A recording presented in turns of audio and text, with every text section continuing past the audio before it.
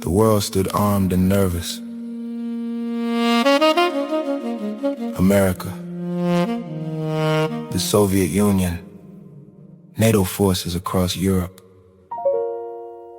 Everybody was ready.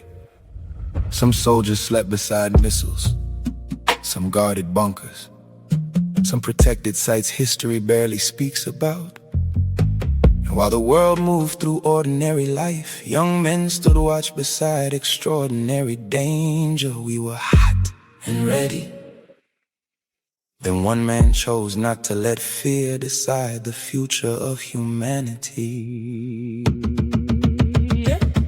I remember Germany, barracks facing the motor pool, still silence, machines waiting. Most soldiers had no idea what some of those systems truly carried on paper. Some of us were clerks, support personnel, administrative assignments, but shadows carry different responsibilities. Reaction teams, emergency security, protection details connected to NATO special weapon sites. And every alert felt real, because in 1983 the tension was different. The Cold War wasn't theory to us. You breathed, you could feel it in command briefings, feel it during exercises, feel it in the silence before morning formation. Everybody knew one mistake could change the earth forever.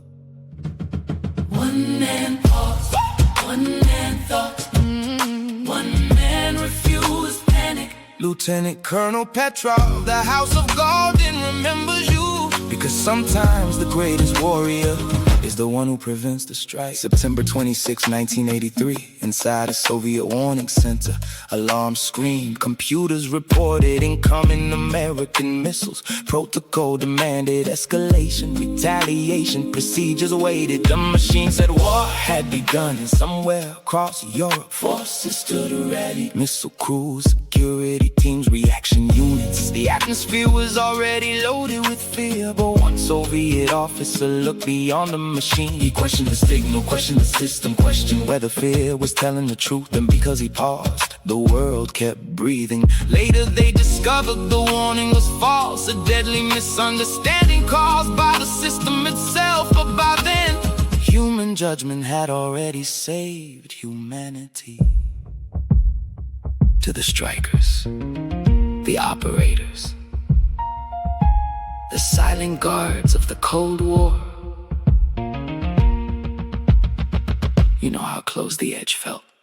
We were young men carrying responsibilities bigger than ourselves. Some guarded missiles, some secured compounds, some trained for scenarios nobody wanted to speak aloud. And outside the gates, children still laughed, families still gathered for dinner, music still played on radios. Human life continued beneath the shadow of possible destruction.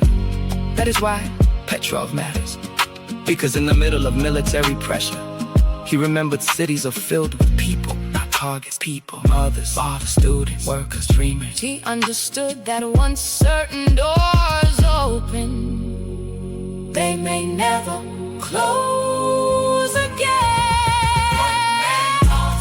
One man stood firm. One man chose wisdom over destruction. Lieutenant Colonel Petrov, we honor your restraint. 42 years later, humanity still benefits from your courage. Today the world still carries tension. Different leaders, different weapons, same human fear. Technology moves faster than wisdom, and that is why your story matters more than ever. Because the world still needs people willing to stop, think, and question panic before irreversible decisions are made. Not every hero fires a weapon, some heroes stop one. And to every Cold War veteran standing watch in silence during those years, this tribute belongs to you too. For the stress, for the uncertainty, for carrying responsibilities history rarely explains. Some memories never leave the nervous system. Some nights never fully end.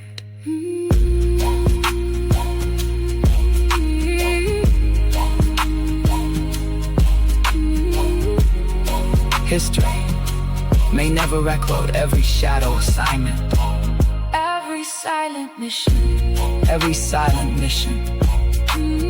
Every young soldier standing ready in Europe during 1983.